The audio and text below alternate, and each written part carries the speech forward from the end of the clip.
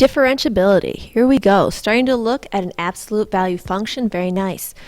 Is it continuous at x equals 0? Now, we know from previous work a value exists there, a limit exists there, and that those two are equal. So yes, it is continuous at x equals 0. Now, is it differentiable at x equals 0?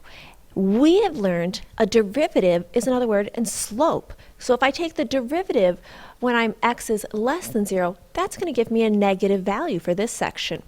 Where if I approach from the right, this is going to be a positive slope. Any of these values, if I took the slope right here. So the limit of the derivative from the left and the limit from the derivative of the right are not the same. So this problem right there, you notice that little pointy corner? We're going to call that a cusp. Okay? That cusp is the problem to why it's not differentiable at x equals 0.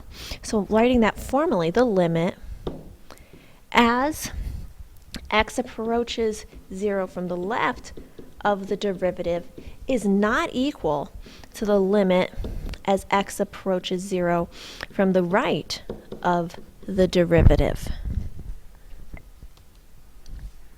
Now we have a couple other functions here. We want to look at these. Example 2 is a lovely piecewise function. First we can see, all right, we have the linear up to x equals 1, and then at x squared for x is greater than or equal to 1. So it is a continuous function because the value at 1 is the same.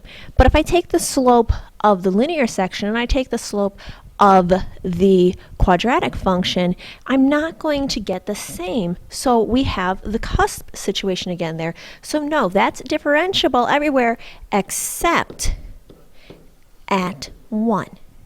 Looking over here, we have a nice beautiful function. This is going to be lovely. So in the function x to the 1/3, it's a beautiful function. We can see it's definitely continuous. There's not a cusp. But if you look right here, the slope that you would be taking at 0 would be of a vertical line. So we can't have the slope of a vertical line. So this is differentiable everywhere else except at 0. So a function fails to be differentiable if 1, it has the cusp, has the asymptote, or is not a continuous function. It can't even play the game to be a differentiable function. Here's two problems. First, identify where it's continuous and if any of the functions are differentiable. Take a minute, pause the video. You can check those answers.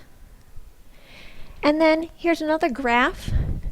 Look at this, decide the values that are not continuous and the values that are not differentiable. Pause the video.